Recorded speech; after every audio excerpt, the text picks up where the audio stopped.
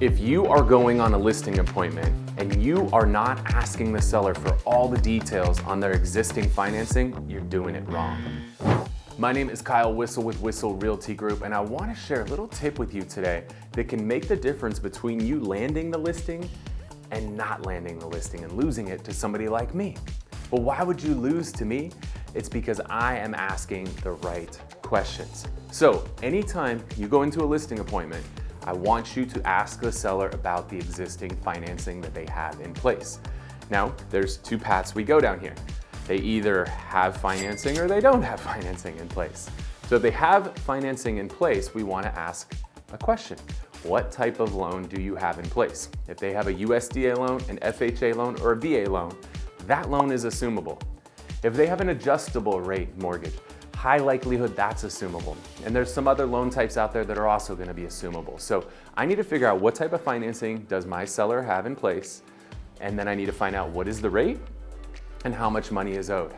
Well, if I'm going on a listing appointment and a home is worth $1 million, and I ask the seller and they say, oh yeah, I got a VA loan back in 2020. Oh, tell me more.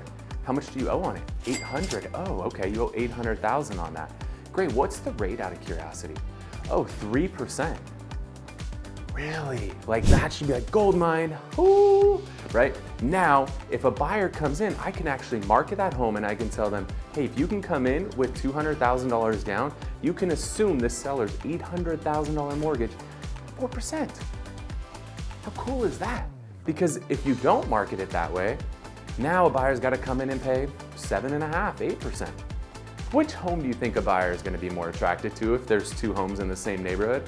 The one they can assume the 4% rate, or where they got to bring their own mortgage and they're going to pay a 7.5%, 8% rate? Which one is a buyer going to lean toward, right? A pretty obvious decision, they're going to lean toward that 4% rate. So honestly, if you're not asking these questions, you're probably doing your seller a disservice. You might have been able to help your seller sell their home faster and potentially for more money, because again, if a buyer is assuming $1 million for both houses, logically they're gonna go for the 4%. But what if you were asking $1,010,000, $1,020,000? There's gonna be a premium a buyer is willing to pay for that home simply because they can assume your seller's mortgage at 4%. Now let's assume your seller doesn't have one of these mortgages that could be assumed. They could still offer that home subject to their existing mortgage. If you wanna learn more about subject to financing, the go-to person for this, his name is Pace Morby.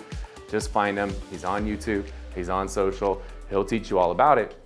But effectively a subject to deal is where the buyer comes in, buys the home subject to the existing financing. So the main difference between an assumption and subject to, on an assumption, the mortgage transfers to the new buyer. Subject to, it stays in the original buyer's name, or what's now the seller, the mortgage stays in their name.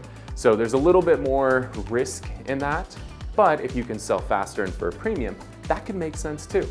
So that's the option if there's a loan in place. The other caveat to that, I guess there's a third option in there. If the seller has a very small mortgage or they have no mortgage, now we can start looking at seller financing. A lot of times us realtors, we make a false assumption that every person selling a home wants to sell and cash out.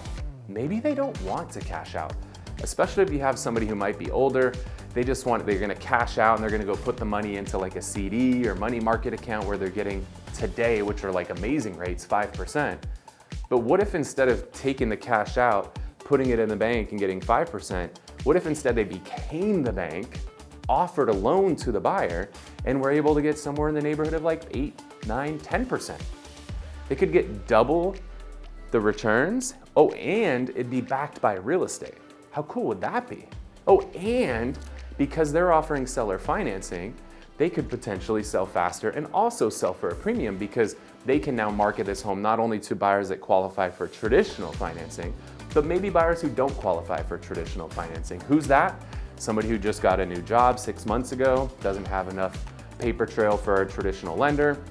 Maybe they had a bankruptcy a few years ago, something along those lines where a traditional lender is not gonna give them that loan. And you will, as the seller. And now that seller can sell at a premium because they have a bigger buyer pool to sell to.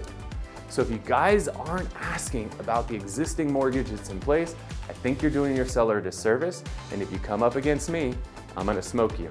but that's not gonna happen because you watched this video. So I hope this was helpful. If you have further questions, call, text down below, or give me a follow on Instagram at Kyle Whissel. We'll talk to you soon.